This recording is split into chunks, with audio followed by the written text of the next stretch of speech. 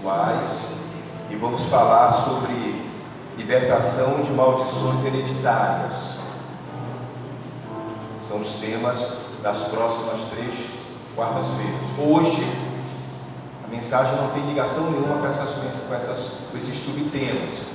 Hoje nós vamos preparar o coração da igreja, o coração de vocês, para poder receber essas 3 mensagens. Amém? Então hoje nós vamos falar sobre um assunto importante, que é renovando ou trazendo renovação ao nosso entendimento.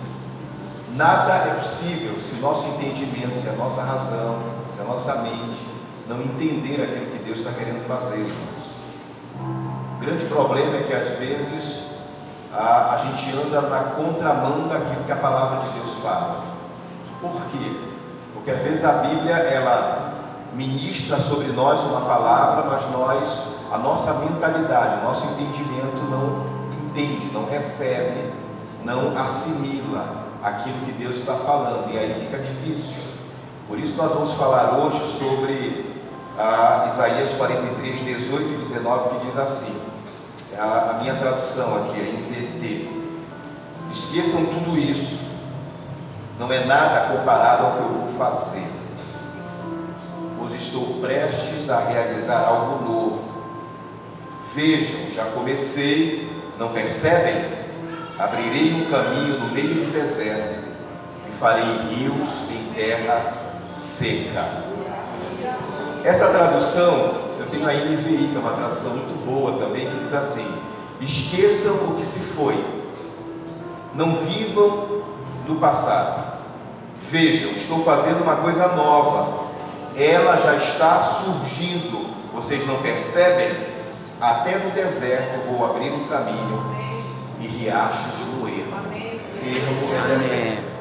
Irmãos, baseado nesse texto, eu preciso trazer algumas informações importantes para os irmãos, para a gente poder começar a entender o que Isaías, o profeta Isaías, ele foi um profeta diferenciado por uma razão, ele e os contemporâneos dele.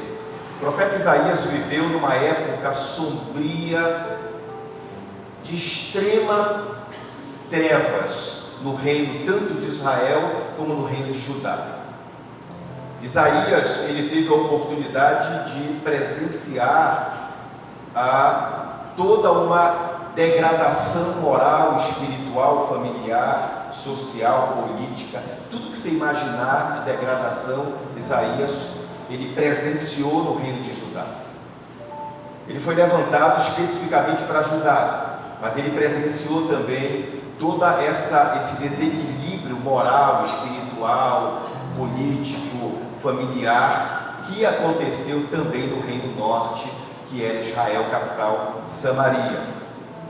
Esse momento histórico, ele traz um cenário sombrio, irmãos. Vamos trazer aqui, por exemplo, informações importantes para os irmãos. Quando Isaías aparece no cenário profético, a nação de Israel, Reino Norte, estava há poucos anos, ou prestes a ser invadida pela Síria. O comportamento dos reis de Israel, da monarquia de Israel, era tão degradado, era tão comprometido com a imoralidade, com o pecado, que as profecias já estavam decretadas e que pouco tempo restava para a nação de Israel cair. E como aconteceu?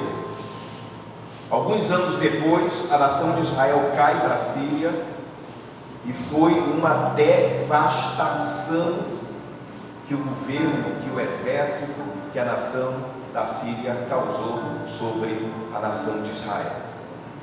O profeta Isaías aparece como um profeta mais para o Reino Sul, para Judá. E ele sabia que o final, ou que Judá estava indo no mesmo caminho, e que pouco tempo depois aconteceria também com o Reino do Sul, com Judá, capital Jerusalém. Deus foi tão misericordioso que você encontra esses textos lá em 2 Crônicas, não Isaías propriamente dito, mas em 2 Crônicas, você encontra quando Senaqueribe, rei da Síria, tentou invadir Jerusalém. Na verdade, ele sitiou Judá. Ele conquistou praticamente todas as cidades de Judá, menos a capital Jerusalém. E aí eu acredito que vocês lembram que o rei Ezequias, quem lembra, quem lê a Bíblia, glória a Deus, o rei Ezequias clama e chama Isaías. Isaías é contemporâneo de Ezequias. E aí ele chama Ezequias, coloca a situação, eles clamam, e Deus envergonha Senaqueribe, ele não entra em Jerusalém, ele sai envergonhado. Mas tempo depois, a Babilônia derruba a Síria e invade Jerusalém. E Jerusalém, que foi muito profetizado por Jeremias. Jeremias foi um profeta que contou tudo, e lá em 2 Crônicas, salvo engano, o escritor termina mais ou menos dizendo: e tudo que o profeta Jeremias disse aconteceu. E aí ele fala sobre o ano sabático, que foram 70 anos de tempo em que Jerusalém, Judá, precisou para ser renovado. Por que eu estou contando tudo isso? Porque essa palavra do profeta Isaías que eu li, ela é uma palavra escatológica. Ele não estava dizendo para aquele tempo, ele estava dizendo para tempos futuros. E o tempo futuro que essa palavra se aplicaria seria tempos depois do cativeiro babilônico, depois dos 70 anos. Por que eu estou dizendo isso, irmãos? Eu disse a vocês que a invasão da Síria no Reino Norte, a invasão da Babilônia no Reino Sul, foram tempos sombrios para o povo de Deus. Quando você lê historicamente, você busca informações de escritores que estudaram a fundo toda essa invasão, você vê que não ficou absolutamente nada. Eles acabaram, eles destruíram. Mas antes desses reinos serem levantados pelo próprio Deus para trazer esse castigo, essa disciplina, a gente percebe que as próprias nações, tanto de Israel como de Judá, elas começaram a degradar-se na imoralidade. Politicamente os reis estavam corrompidos. As duas nações, eu vou falar mais por Judá, porque a gente está mais baseado em Isaías aqui, era uma nação que fazia diferença entre os ricos e os pobres. Quem era mais rico se enriquecia mais, quem era mais pobre vivia ainda mais na pobreza. Politicamente, os reis, sacerdotes, profetas estavam comprometidos com a imoralidade, com a mentira, e se vendiam por uma palavra, por uma promessa que Deus não tinha mandado falar. E para que não bastasse, o sistema religioso de Judá estava no caos. Judá, através de alguns reis que foram desobedientes, eles aplicaram na nação o que a gente chama de baalismo, que foi a religião de Baal quando entrou na nação. E para que não bastasse, entra também, se infiltra na adoração Moloque, onde eles pegavam os próprios filhos e queimavam nas fogueiras como sacrifício ao Deus pagão Moloque. A nação estava perdida, irmãos. Mas a palavra de Isaías aqui era uma palavra de esperança. Mas por que de esperança, irmãos? Porque existia um povo remanescente dentro de todo esse caos político, religioso, social, familiar que a nação estava vivendo. Mas esse povo remanescente, que eu vou chamar daqueles que ainda clamavam pela restauração e pela visitação de Deus, eles estavam desacreditados. E hoje eu quero falar um pouco sobre a esperança que nasce numa crise. Eu preciso, através dessa mensagem, tentar mudar um pouco o entendimento da igreja, a mentalidade da igreja, para se preparar para as outras três que nós vamos ministrar. Porque senão a gente vai ficar aqui orando, clamando, gritando, suando, berrando, para Deus libertar a família, para Deus quebrar cadeias, se você não acredita que Deus pode fazer isso. A nação de Judá aqui estava extremamente cética, incrédula, porque a situação visível para eles era uma situação que a gente pode chamar de irreversível. E aí entra aqui o texto que nós lemos. Esqueçam o que se foi, não vivam do passado ou no passado. Vejam, estou fazendo uma coisa nova, ela já está surgindo, vocês não percebem? Até no deserto vou abrir um caminho e riachos no erro.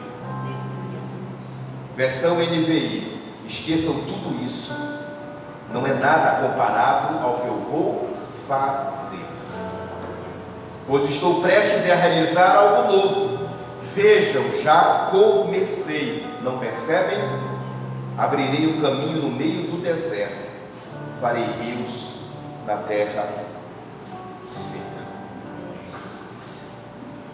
Para a gente entender isso aqui, irmãos, e ver o porquê que Deus falou isso a uma nação que não acreditava mais, que não esperava mais, que não vivia mais a esperança da mudança, nós precisamos, em primeiro lugar, ver como está a nossa mentalidade, irmãos. E quando eu falo de mentalidade, eu estou falando de crença, estou falando de maneira de pensar, estou falando de disposição mental. O que é que você, na sua mente, acredita? O que é que você está disposto a acreditar? Qual é a disposição mental que você tem? Eu acho que foi domingo agora, não, sexta-feira, o pastor Edivaldo estava ministrando aqui sobre Gênesis, a doutrina do pecado. Quem estava aqui ouviu. Ele disse que tudo começou, a primeira guerra foi na mente. Você lembra disso? Que a mente é um campo de guerra, que a mente é o principal campo de batalha. E eu preciso perguntar para você hoje, não quero que você me responda, mas qual é a disposição mental que você apresenta diante de Deus para acreditar no que Ele pode fazer? Porque o povo aqui estava tendo uma visão extremamente sombria daquilo que eles estavam vivendo. Porque, irmãos, raciocinem comigo, existem momentos que a prova é tão grande, que o deserto é tão longo, que a sequidão é tão forte, que as nuvens negras são tão compridas e não passam, e o sol não brilha, que a gente corre o risco de perder a fé, a esperança, e a nossa mente passa a não raciocinar mais naquilo que Deus pode fazer. E eu estou falando de mudança na mente. Precisamos primeiro analisar qual é a disposição mental que nós temos para acreditar naquilo que Deus pode fazer. Amém. O texto aqui, ele vai trazer a ideia de dois tipos de mentalidade: a mentalidade fixa, aquela que não muda, aquela que não vê mais do que aquilo que já está registrado nela, e a mentalidade em crescimento, é aquela que acredita que o maior de Deus, o melhor de Deus, o que Deus tem preparado é muito grande, é muito maior do que aquilo que Ele já mostrou, do que aquilo que Ele já fez, do que aquilo que Ele já realizou, do que aquilo que Ele já escreveu na história que você está vivendo com Ele. E aí eu preciso dizer a você que a nossa mente precisa ser uma mente em crescimento, no entendimento da palavra. Você precisa fazer da sua mente um campo, uma terra extremamente fértil para receber as promessas de Deus. Porque senão você vai travar, meu irmão. Senão você não vai acreditar, minha irmã.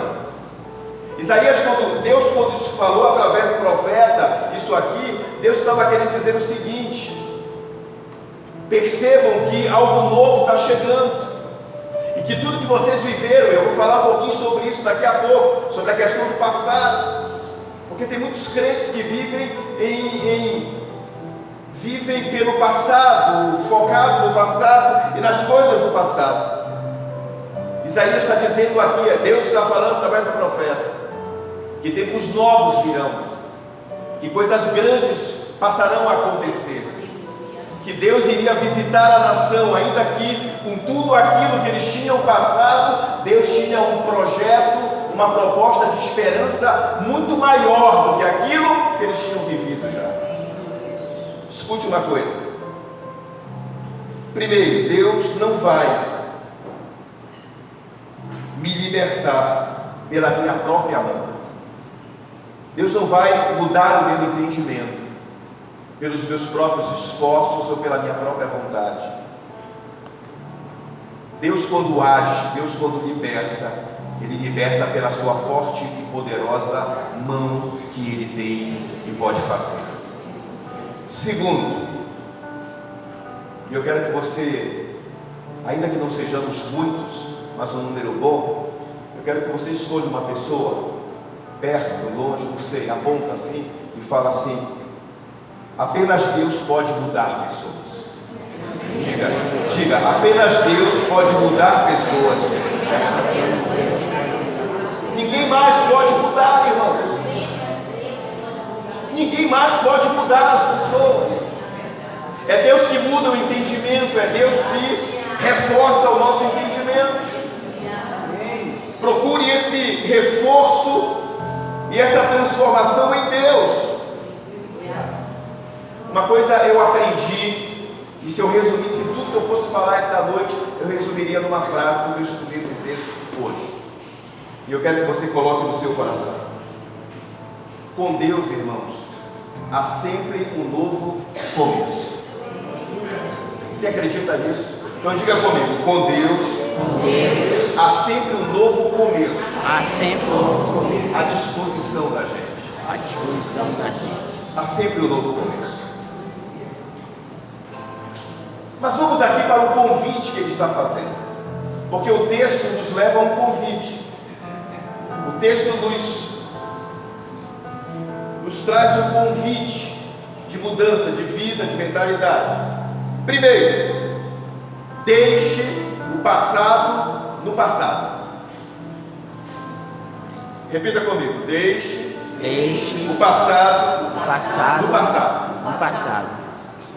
Passado, passou, foi-se. A proposta de Deus aqui, a primeira, é que você enxergue coisas novas.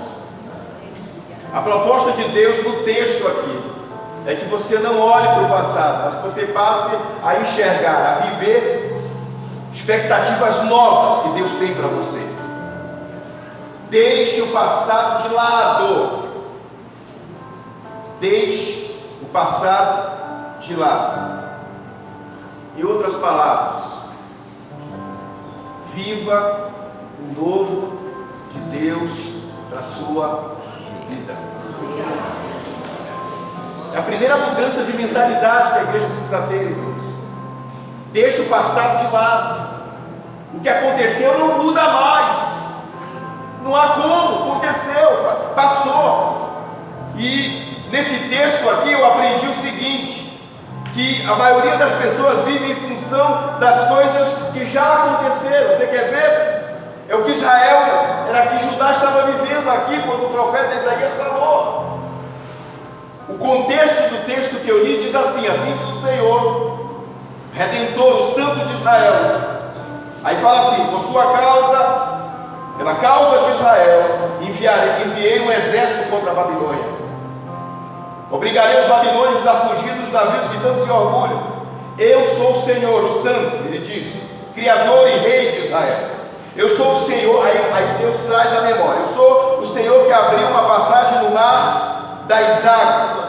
Abriu uma passagem no meio das águas, um caminho seco pelo mar. Você lembra do Mar Vermelho?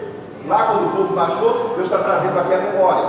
Aí ele diz assim: eu os submergi nas ondas e eles se afogaram.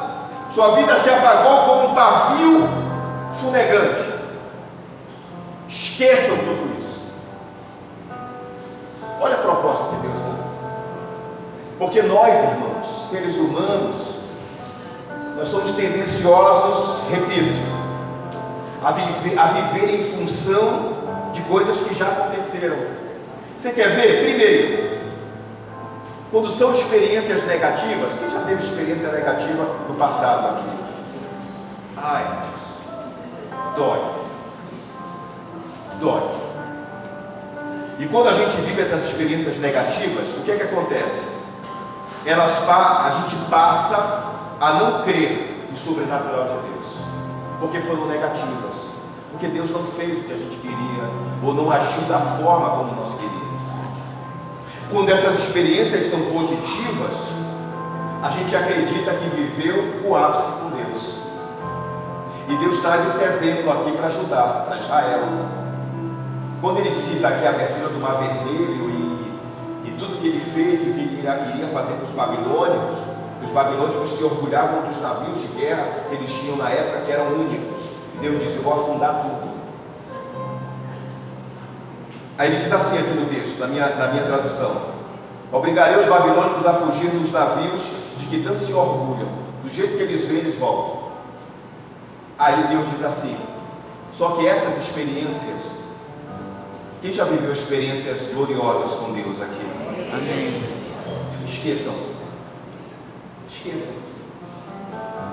Porque se você, que fique na sua memória como lembrança, mas que ela não limite o Deus que você serve.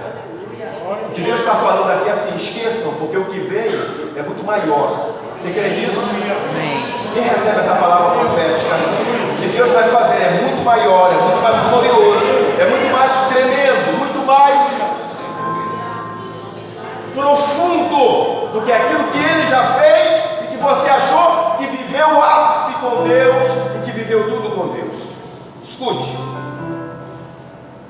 não viva em função das coisas que já aconteceram, nem negativas, nem positivas. Hoje você precisa abrir o teu entendimento. Escute o que eu estou dizendo. É por isso que eu estou trazendo essa palavra antes das 3 ministrações de libertação. Você precisa sair hoje daqui, deixando de lado, não vivendo mais em função das coisas que já aconteceram, ruins ou boas. A proposta de Deus hoje, profética para a igreja, e nesse trabalho espiritual que nós vamos fazer no mês de março, é que Deus vai visitar a minha vida, a sua vida, com coisas novas.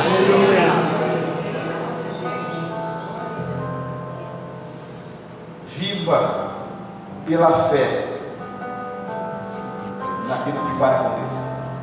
Aleluia. Viva no sobrenatural que Deus tem para você.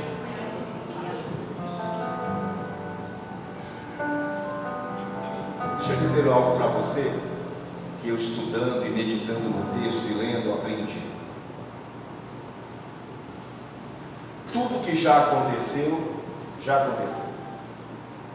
O que Deus está querendo aqui é quebrar um elo, uma corrente, um ciclo de entendimento. A proposta de Deus aqui é dar um novo entendimento. Já falei isso umas 3, 4 vezes, vou ficar repetindo, para ver se você assimila bem. Tudo o que aconteceu, já aconteceu. Ou seja, nada pode ser alterado. Você não vai mudar nada, não vai conseguir alterar nada. Sabe por quê? Porque ficou no passado. Ficou no passado. A maior proposta de Deus aqui para ajudar era dizer: aconteceu, já aconteceu. Foi grande o sofrimento de vocês, 70 anos de cativeiro, foi. Aprendam com isso. Mas não fiquem presos ao passado. Não fiquem presos no passado. Tenha olhos para o futuro. Eu preciso que você saia daqui hoje tendo olhos espirituais, olhos de fé para o futuro. Você vai quebrar nesse trabalho espiritual que nós vamos fazer todo o peso de autopiedade, de culpa que você carrega pelo passado que você viveu. Não interessa, não importa. Deus quer passar uma borracha hoje. Ele quer apagar tudo aquilo que você viveu, que ficou e que hoje possivelmente limita a tua mente para aquilo que Deus quer fazer de grande em você. Deus quer que você hoje levante a cabeça e olhe para o futuro. Aleluia. Ainda digo mais, para o futuro glorioso que Deus tem para você. Eu acho interessante que, lembra quando você veio para Cristo? Você e o Bruno, não falo por ninguém, falo por mim. Não te assusta, amigo. O Bruno se assusta, irmãos, eu ligo para ele às vezes: Bruno, não foi eu, pastor. Eu mando uma mensagem para ele: não quero falar contigo. Ele manda de volta: não fiz nada, pastor. Mas quando eu falo de encontrar Jesus, eu não tenho como não trazer à memória, irmãos, toda a vida imunda, suja que eu tive. Eu não tenho como não trazer à memória as feridas que eu vivi, que eu tive que superar com o tempo, que eu tive que vencer, que eu tive que deixar no passado. Por quê? Porque quando nós recebemos a Jesus, irmãos, e quando o seu grande amor revelou-se a nós, Ele nos fez novas criaturas. Quem é nova criatura de Jesus? Amém? Aleluia. Então, se você é uma nova criatura em Jesus, então por que você fica preso às coisas velhas?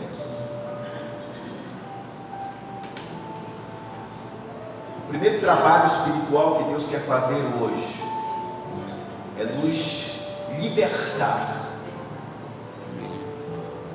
do passado, colocar em nossa mente que o que vem pela frente é extremamente glorioso, que nada que nós vivemos no passado. Aliás, deixa eu dizer algo para você: não deixe, não permita que o seu passado mate o seu futuro. Você está entendendo? Eu não tenho dúvidas, irmãos, e eu falo isso com a autoridade de Deus, que pela graça do Senhor eu carrego sobre a minha vida, que é o ministério profético, e faço com temor a Deus.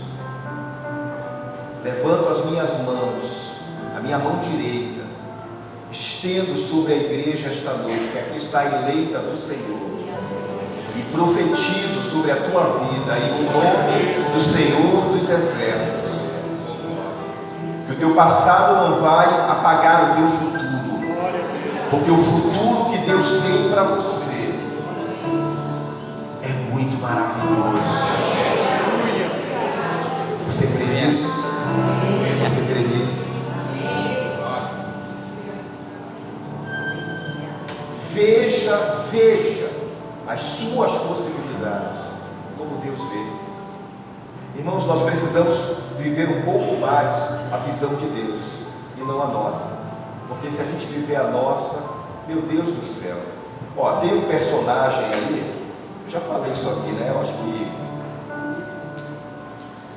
2538, não, já falei. Tem um personagem histórico, não é do tempo da Luciana, não sei. Deve ser.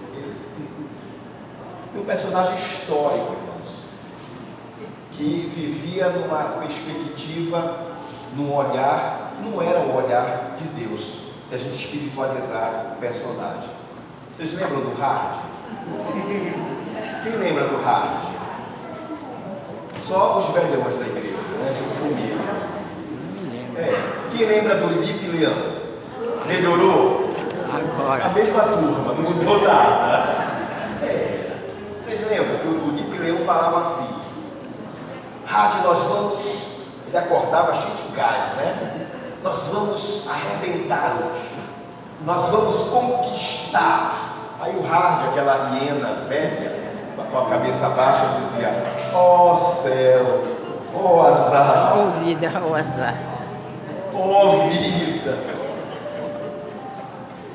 Nós precisamos viver, irmãos, e ver numa visão de Deus, numa perspectiva do céu, senão a gente não vai conseguir avançar. Deixa eu dizer algo para você, para a gente encerrar, para a gente fazer um clamor esta noite. Eu fiz umas anotações estudando o texto e principalmente as informações históricas. Eu já tive a oportunidade de ler, estudar um pouco sobre o cativeiro babilônico. Eu tive a oportunidade de ler e me aprofundar um pouco sobre a invasão assíria na nação de Israel, em Samaria. E quando a gente estuda tudo isso, irmãos, a gente vê, primeiro, que tanto Israel como Judá se tornaram reféns dos seus cativeiros. Vou repetir: se tornaram reféns dos seus cativeiros.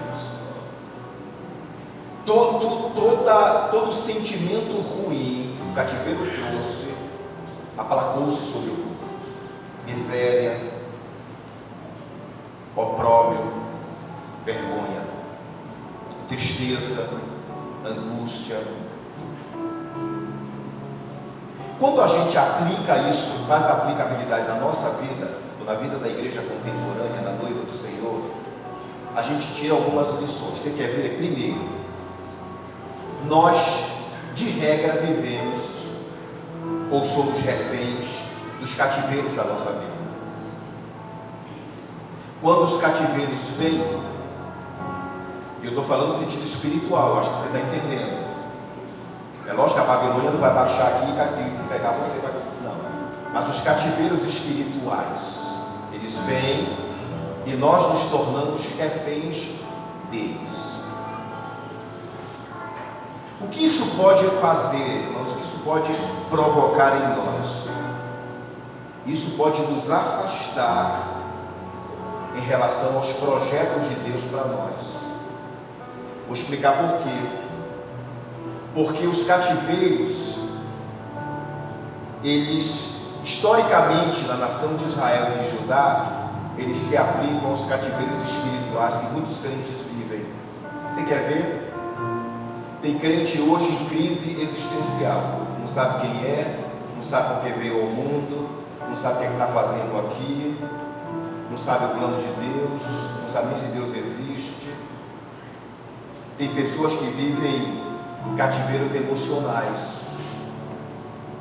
Sabe quando o inimigo pega a alegria e prende e ela não chega até você? Você vive